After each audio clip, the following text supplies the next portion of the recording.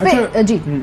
अच्छा अनवर साहब, जो एक आर्गुमेंट मौजूदा हुकूमत की तरफ से ये जो पेश किया जा रहा है कि बार बार पीटीआई ने इंसिस्ट किया कि जी इसको डेफर किया जाए, केस को सुना ना जाए, फिर ईसीपी का जो है दायरा कार उन्होंने चैलेंज किया, तो वो कहते हैं, उनका आर्गुमेंट है मौजूदा हुकूमत का कि जी बहुत कुछ छुपाने को है, इसलिए हुकूमत या साबिका हुकूमत या मौजूदा अपोजिशन खान साहब या पीटीआई वाले इस केस से भाग रहे हैं। इसमें कितनी सदाकत है? बिल्कुल गलत बात है। जब जो भी चैलेंज किया पीटीआई, जब ये इलेक्शन कमीशन जो है वो फॉरेन एडेड पार्टी की तरफ लेके जा रही थी, तो उस वक्त चैलेंज किया गया कि ये आप नहीं कर सकते हैं। मुस्तकिल तौर पर ये कहा गया कि ये अपने दायरे इख्तियार से बाहर जा रही है, इलेक्शन लॉज के बाहर जा रहे हैं। तो इवेंचुअली इस्लामाबाद हाई कोर्ट ने ये होल्ड कर दिया कि किस दायरे में रहेंगे आप और कैसे करेंगे। उसके बाद हमने पूरा केस 2.5 महीने कंटिन्यूअस 5 डेज अ वीक चलाकर और एक पैसे का हिसाब दिया है। इस हद तक दिया है कि हमने ये बता दिया कि इसकी रिकंसिलिएशन कैसे होती है, इसकी कहां से पैसे आए हैं, किन लोगों ने दिए हैं। बल्कि इस हद तक हमने कहा कि उस वक्त जो आर्टिकल 6 है और रूल 6 है, उसके तहत कोई जरूरत नहीं थी कि हमें नाम दें, उनकी शनाख्ती कार्ड दें, इसलिए कि ये गलती जो थी। अनवर साहब, ये ईसीपी वाले अगर अपने एक्सटेंड करते हैं, अपना स्ट्रेच करते हैं अपनी पावर्स को, तो at the maximum Imran Khan या तहरीक इंसाफ के कितना खिलाफ जा सकते हैं, कितना अगेंस्ट फैसला आ सकता है? देखिए, अगेंस्ट मेरे हिसाब से नहीं आना चाहिए, मगर अगर कोई इलेक्शन कमीशन तो फिर उनके खिलाफ करारदाद क्यों पास करा रहे आप? बात यह है कि अगर इलेक्शन कमीशन करना चाहता है तो कर ले, इसलिए कि अब जब इलेक्शन कमीशन ने रियलाइज किया कि उनसे ये गलती हो गई थी, तो उन्होंने नए रूल्स लेकर और उसके अंदर ये डाल दिया उन्होंने कि कौन कौन लोग जो है वो, उन्होंने पूरा आर्टिकल 6 चेंज कर दिया। वो सब चेंज करने के बाद अब बिल्कुल एक डिफरेंट लॉ आ गया। तो उनकी गलती अपनी थी, जिस तरह से उन्होंने उसको किया मैंने पूरा एक्सप्लेन किया है। आई फाइल्ड पूरा, अब देखते हैं। अनवर साहब, अभी हम देख रहे हैं कि ईसीपी पर दबाव बढ़ा रहे हैं, क्योंकि बार बार अगर पीपल्स पार्टी और पीएमएलएन ये कहते हैं फैसला जल्दी सुनाए, तो एक तो वो क्या एक्सपेक्ट कर रहे हैं कि क्या फैसला कोई इतना एक्सट्रीम आएगा, इसलिए वो बहुत ज्यादा दबाव डाल रहे हैं कि जल्दी ये फैसला सुनाए। और अगर फैसला फॉर एग्जाम्पल उनकी तवक्कुआत के मुताबिक नहीं आता, तो फिर क्या होगा? मतलब इसका एक सियासी एंगल भी है ना, तो क्या ये दबाव क्यों बढ़ रहा है? तो सही कह रही हैं आप। इसमें देखिए बड़ा इंपॉर्टेंट है कि या तो उनको फैसला उन्होंने लिख के दे दिया है और वो आ जाएगा, ये तो पॉसिबल नहीं होगा, इसलिए कि जो आर्गुमेंट हमने किए हुए हैं उसको हम राइटिंग में भी दे चुके हैं, उसके बाहर वो नहीं जा सकते, नंबर 1। नंबर 2, अगर वो बाहर जाते हैं तो फिर उस सूरत में उनको उसको एक्सप्लेन करना पड़ेगा कि किस तरह से बाहर जा रहे हैं। मेरा नहीं ख्याल है कोई ऐसा कर सकते हैं वो, मगर अगर करते हैं या अगर पीडीएम को पता है कोई ऐसा चीज, तो मैं नहीं कह सकता हूं इस बारे में।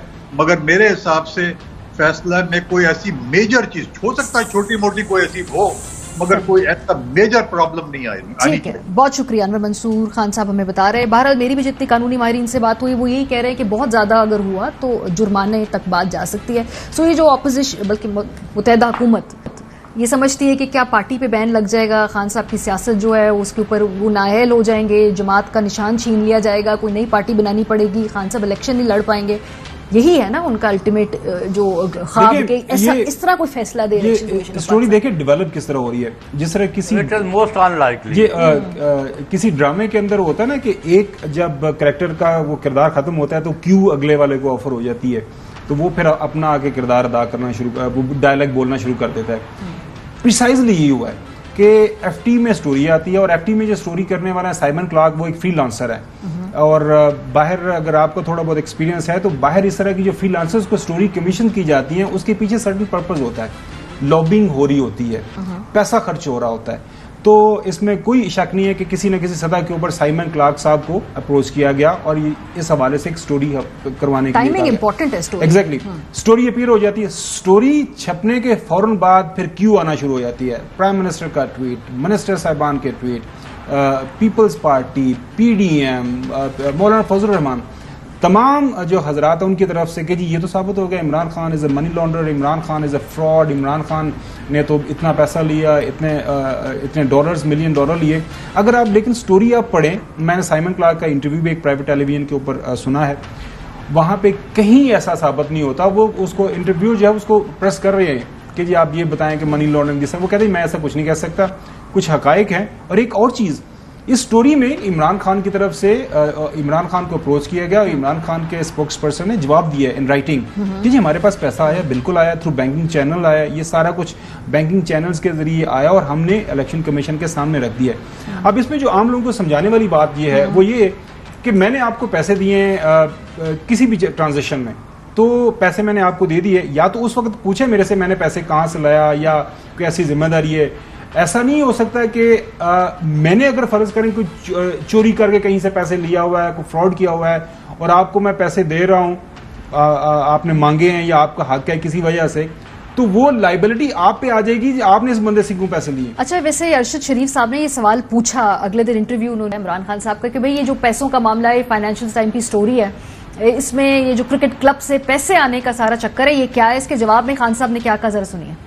2.1 मिलियन, ये तो 2 डिनर्स करके उसने हमने और बैंकिंग चैनल के जरिए पैसे आए हैं, डिस्क्लोज्ड हैं, हमारे ऑडिटेड अकाउंट्स में हैं, ये छुपा के नहीं लिए। इनके ऊपर तो अगर ये शोर मचा रहा है, $20 मिलियन तो वो उसमें जो फाइनेंशियल टाइम कि रिश्वत दी गई इनको, दोनों भाइयों को।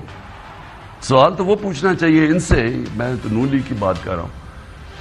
चौधरी साहब, अभी सिचुएशन ये है कि खान साहब कहते हैं कि हम भी ईसीपी के दफ्तर के बाहर धरना देंगे। पीडीएम का जो पूरी प्रेस कॉन्फ्रेंस थी वो कहते हैं जल्दी फैसला करें इस केस का, वरना हम भी इलेक्शन कमीशन की इमारत के बाद धरना देंगे। तो अपने दोस्त ईसीपी चेयरमैन से पूछेंगे, कानूनी और आईनी लड़ाई तो खत्म हो गई ना। सियासी जो है पॉइंट स्कोर होंगे।